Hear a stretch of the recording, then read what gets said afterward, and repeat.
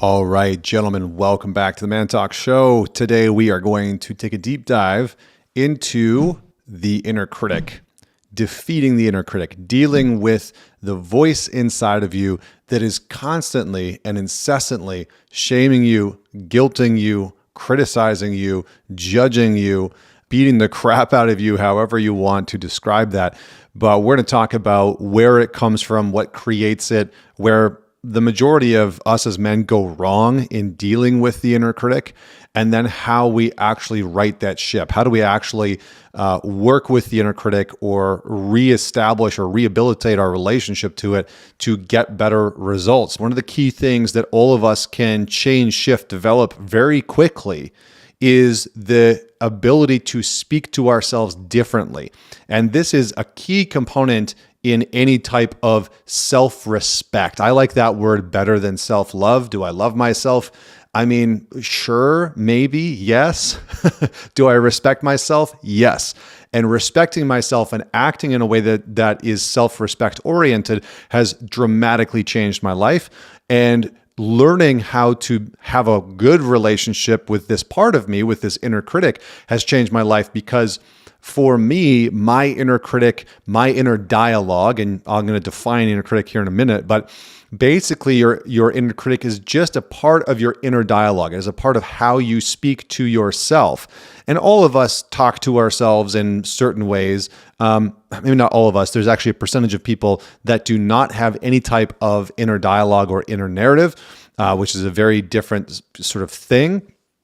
But my guess is that those individuals are just not aware of the narrative that's unfolding internally for the most part. Everybody, in my perspective, has some type of inner narrative and inner dialogue, and some people are just not aware of it. And yet, this was how I spoke to myself on a daily basis. What the hell's wrong with you? You're so freaking stupid. How come you can never get things right? You're such a piece of garbage, blah, blah, blah, blah.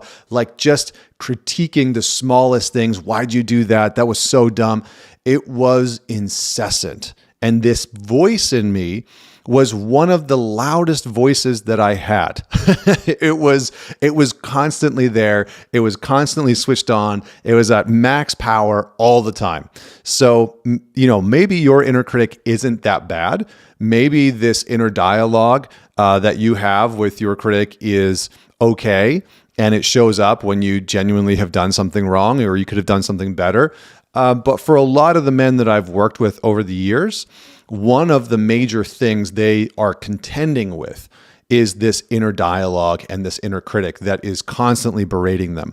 So let's talk about where does it come from? Where does this inner critic come from and how it's formed? And then we're going to talk about how do you actually deal with it? How do you reshape this inner critic to be something productive and helpful and healthy in your life? Next is neglect and abandonment. So the first one is very apparent, right? It's very in your face. And I've worked with a lot of men where they're like, well, not like neither of my parents were very critical and they were sort of supportive and they were loving. And yet my inner dialogue is terrible. The way I talk to myself is not healthy at all. And yet I didn't see somebody being critical of one another. Like my parents didn't criticize each other. They didn't criticize me. They were very supportive.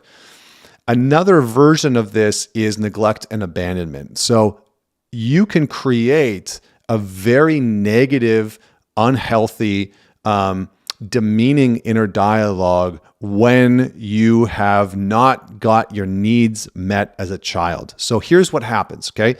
Developmentally, when you're a kid, you're like a little bundle of ego. And everything gets personalized, everything. When you're a kid, it's like your parents are fighting and somehow the child will make it mean that there's something wrong with the child, right? It's like there must be something wrong with me that mom and dad are fighting. Okay, so with all that said, how do you deal with it? What do you do with this part? Well, what I want you to know is what you do not do, which is what almost every single man ever on the history and the face of the planet does. I did it. You've probably done it. Every single man I've ever worked with has tried to do this. You do not try to kill it off. I know that's probably a shocker, but stop trying to kill it off. You cannot kill off, shut down, silence this part. This is what so many men try and do. They have this terrible inner dialogue and they think, F this part, I'm just going to eradicate it. I'm going to nuke it.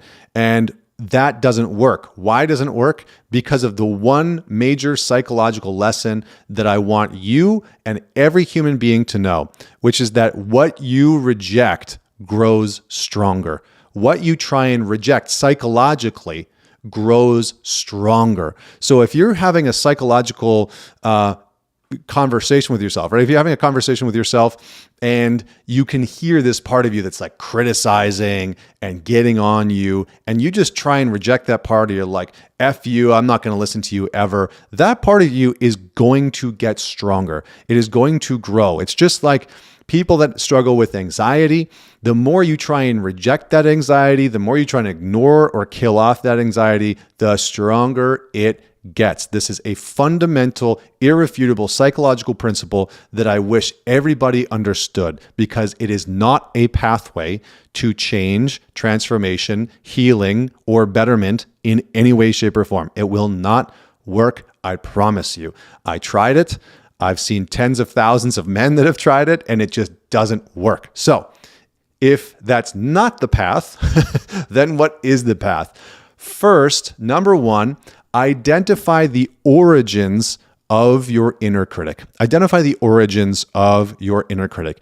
Number two, what things does my inner critic say that sound familiar? What things does my inner critic say that sounds familiar, and to whom do they sound familiar to? Okay. And number three is, what circumstances in my childhood may have helped to develop this part of me? What circumstances, experiences, memories from my childhood may have helped to develop this part of me? Number two, okay, so number one, identify the origins of the voice. Number two, figure out what it wants and what it's trying to help you do.